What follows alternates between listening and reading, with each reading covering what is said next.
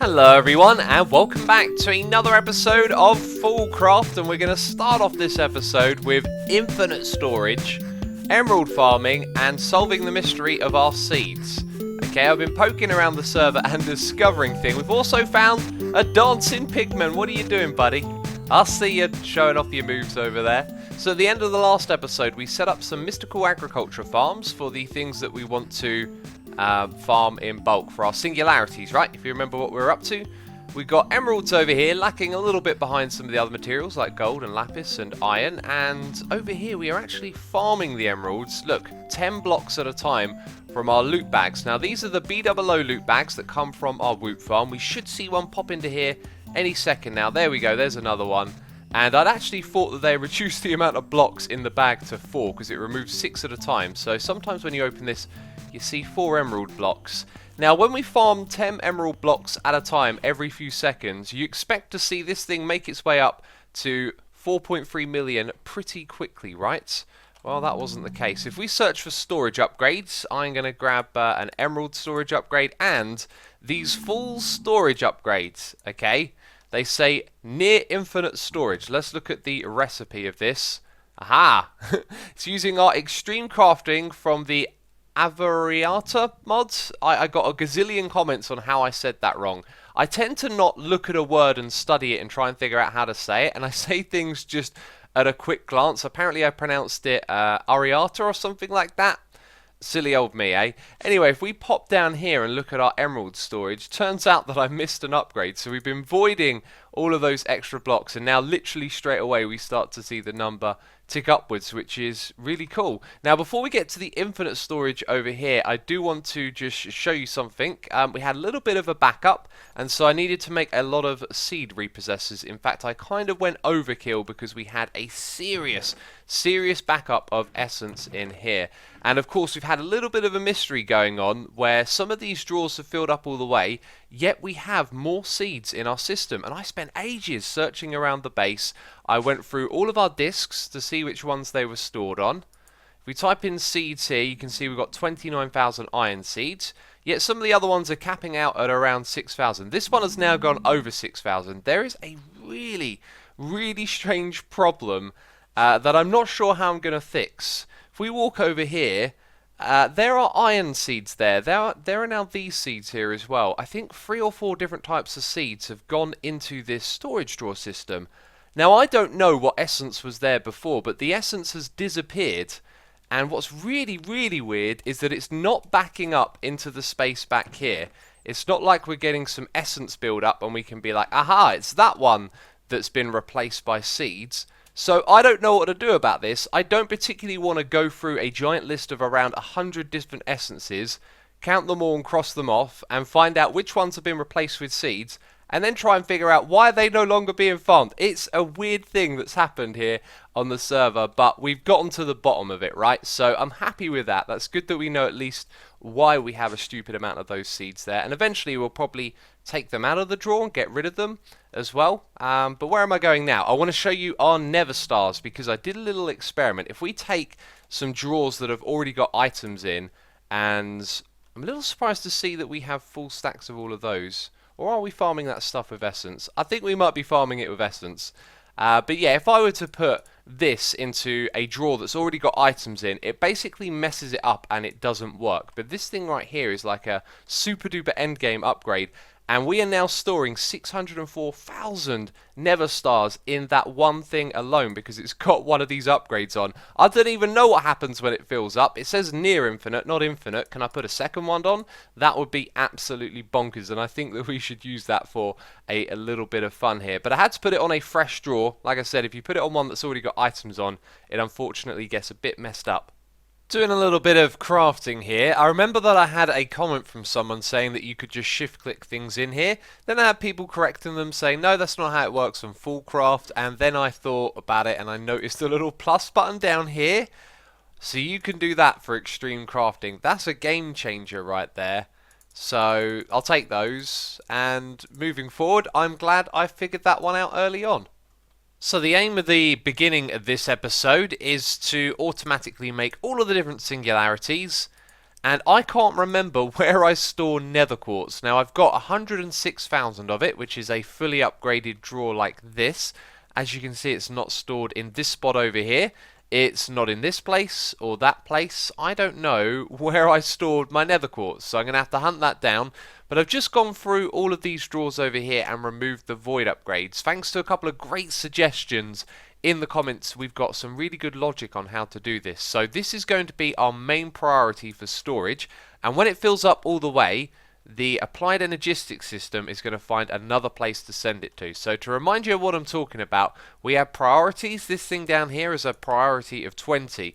So if that location becomes full, it's going to look for the place with the next priority, something that is lower.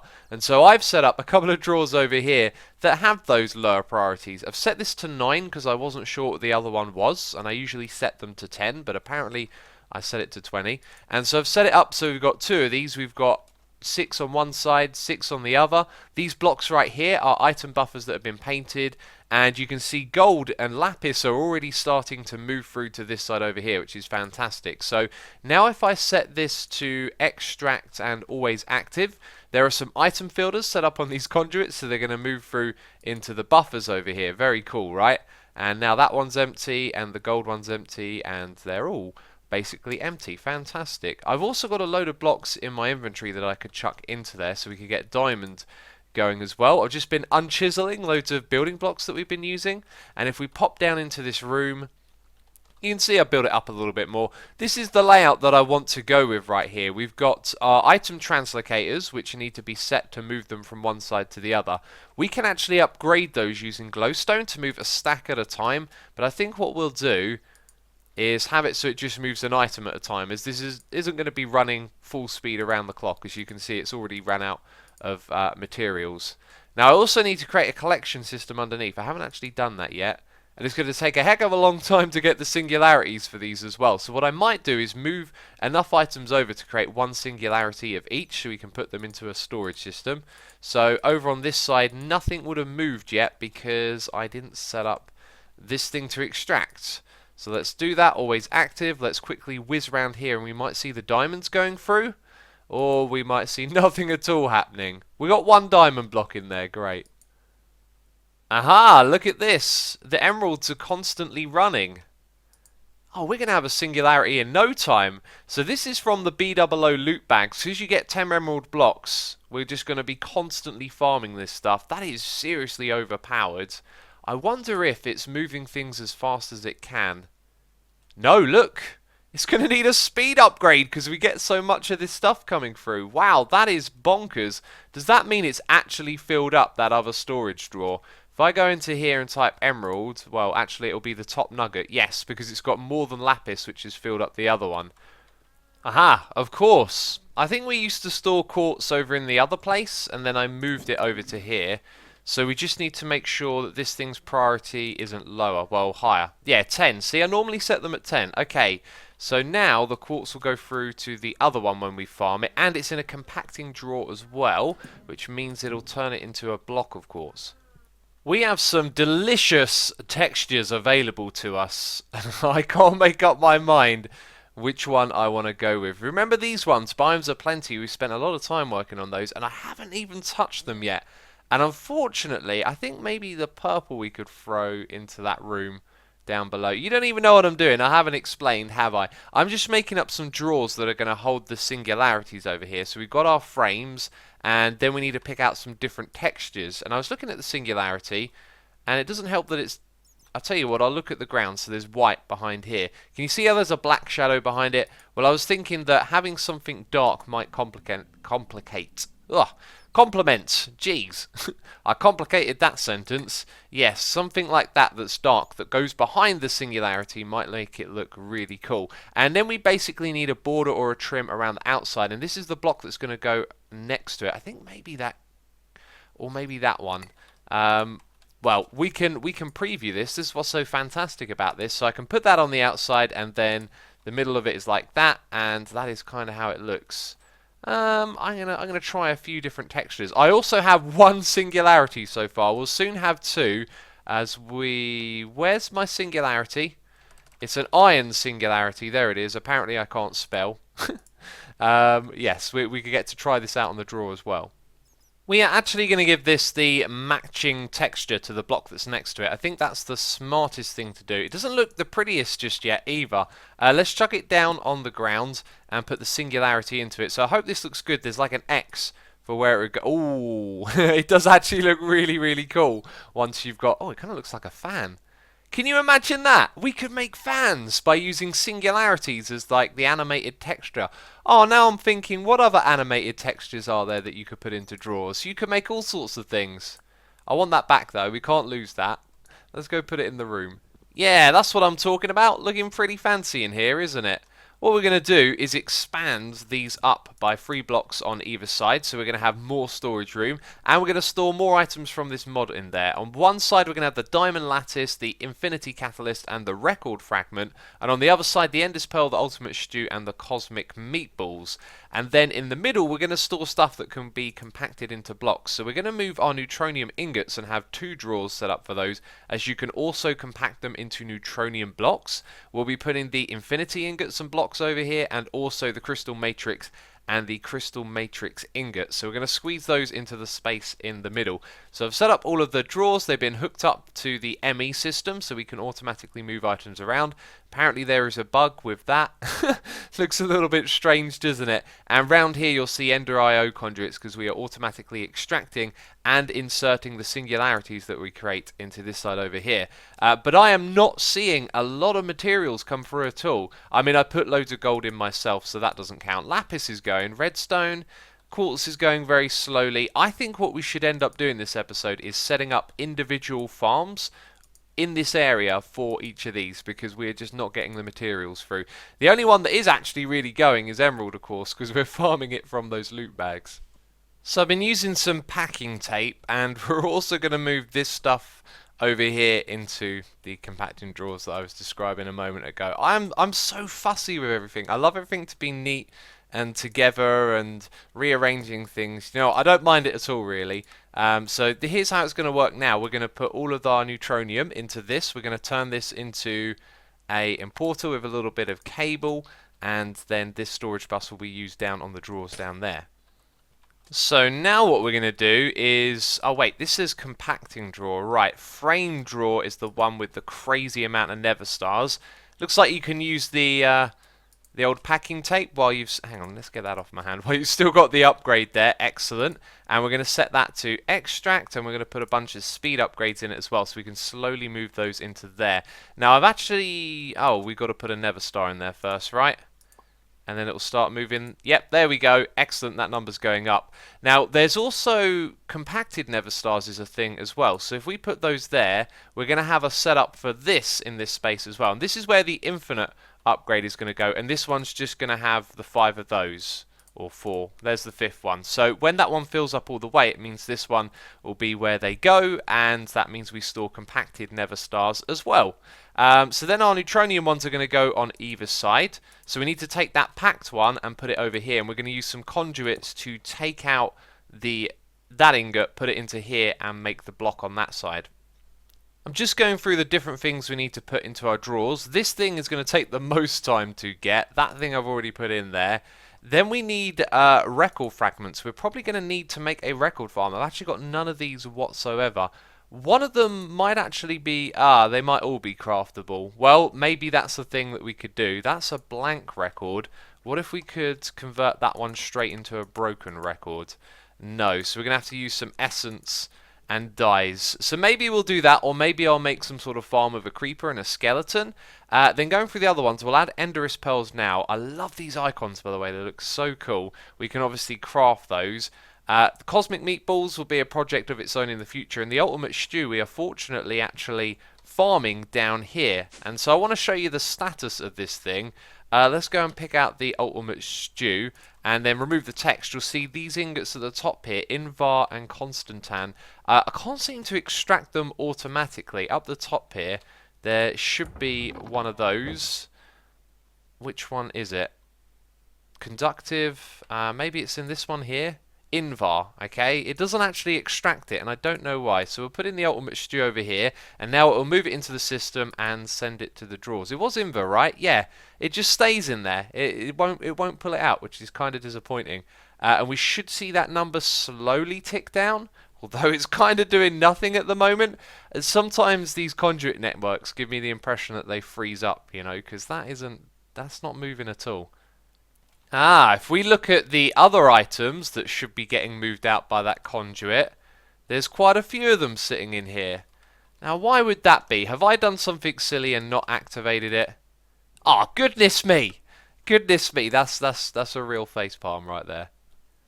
Well, I guess this means we can also set up another one for these metals. That one wasn't actually getting exported. I'd originally tried that one on this one over here, then replaced it with Invar. Now we've learnt that it was never extracting at all.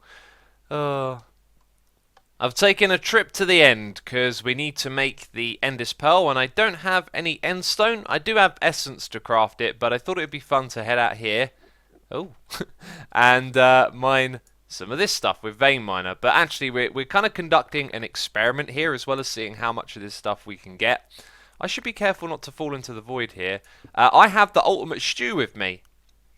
Had quite a few comments saying that I should eat this stuff. As you can see, it does 400 times saturation. So let's go ahead and eat one. Okay, and then see how long it can last for with the Vein Miner. Apparently, I can't right-click to open my backpack right now. That's kind of worrying, because I need to put the Endstone in there. What's going on here? Oh, now I can open it. Very odd. Right, so in you go. And then I'll just start vein mining and see how long it will let us do this for. If I hold it down... No, it doesn't run forever. Sometimes it runs out because of saturation. Actually, look at my saturation. It's gone down already. So I think all that big number, probably there's a cap and it means it doesn't actually get used. Yeah, so Ultimate Stew isn't that great for this. And my frames just disappeared for a moment.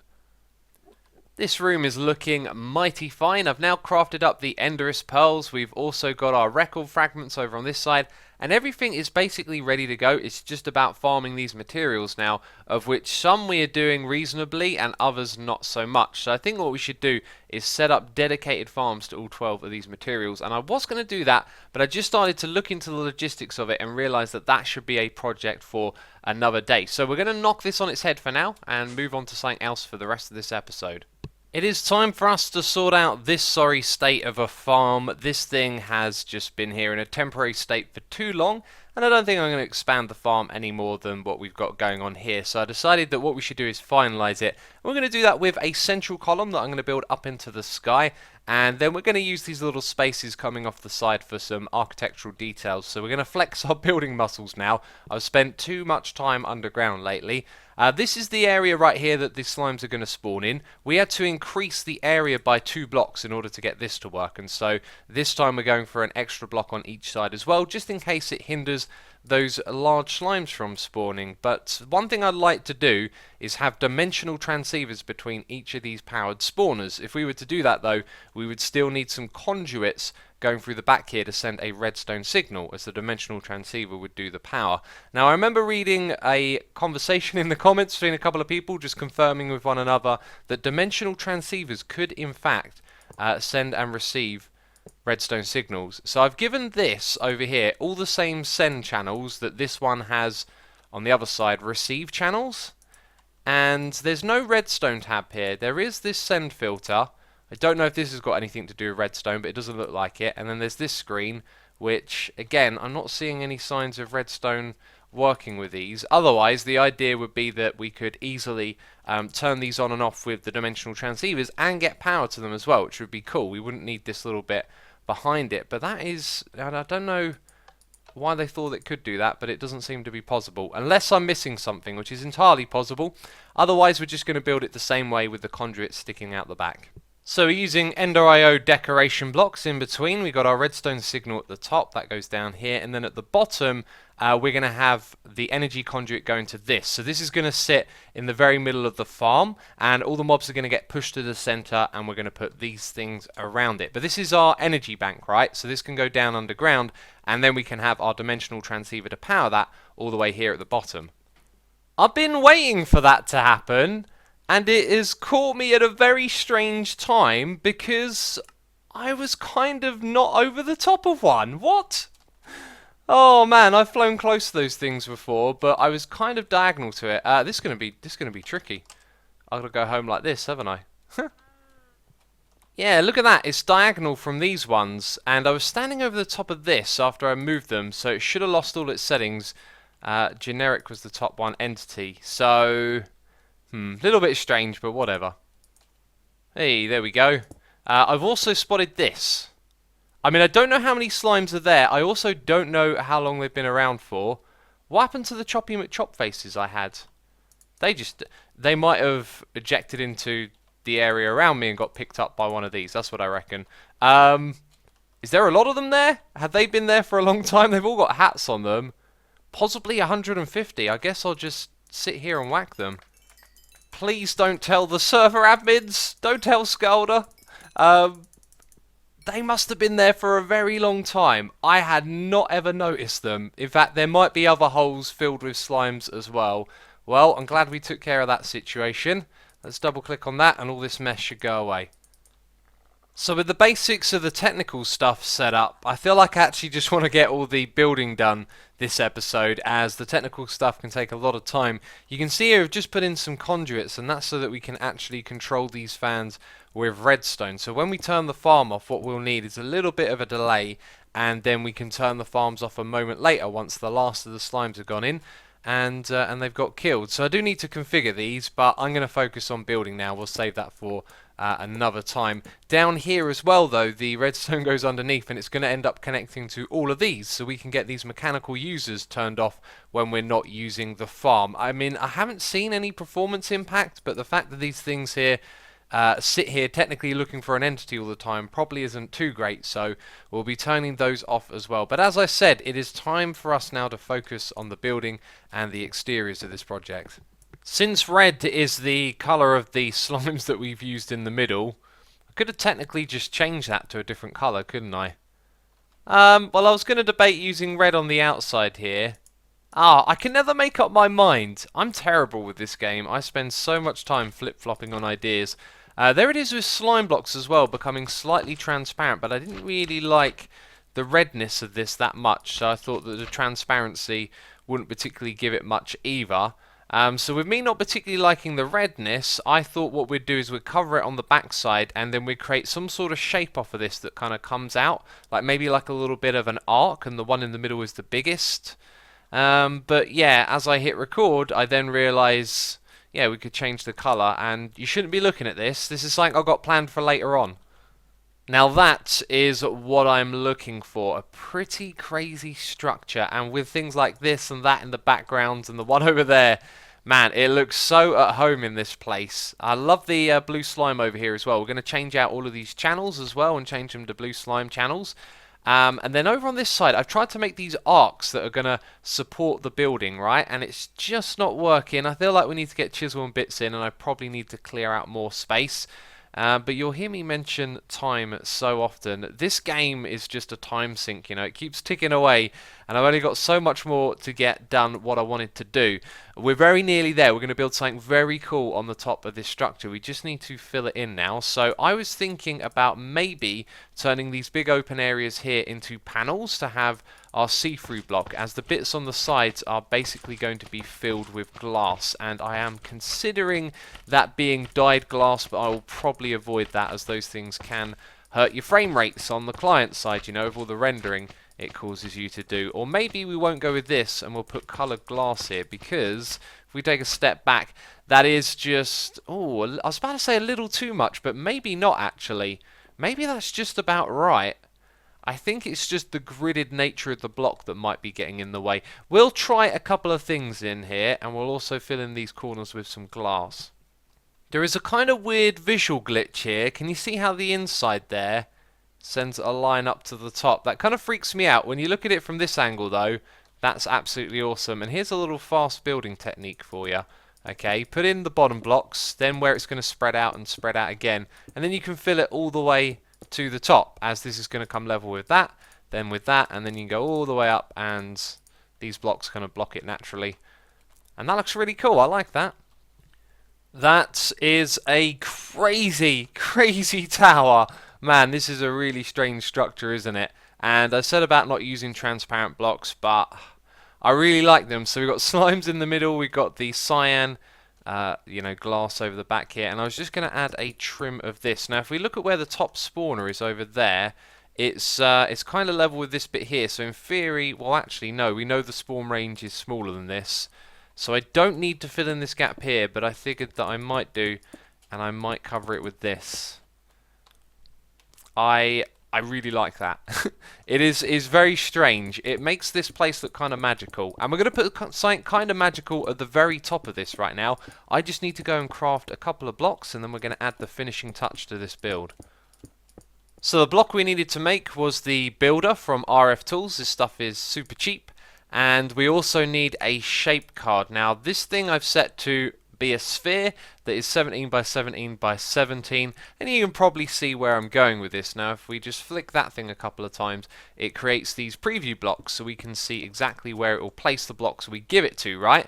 And you can see it's kind of like a crazy mage tower with a giant sphere at the top of it, and it kind of complements the shape here as well a little bit, I think, as well. What we're going to do is fill that in with the shield blocks, and then we can make a shield projection like this, right?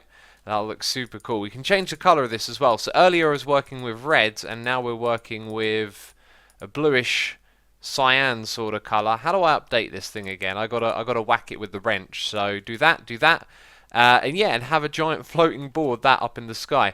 Now the problem with this at the moment is that it is filling in the blocks hollow, and they're kind of diagonal from one another, and I don't know if the shield projector works diagonally. The best way for us to find out is to actually just do a test. So here is the shield template that is diagonal to that, but it's touching that block. So if it goes from there to here, that could be a sign that it will work diagonally, and it doesn't. Right.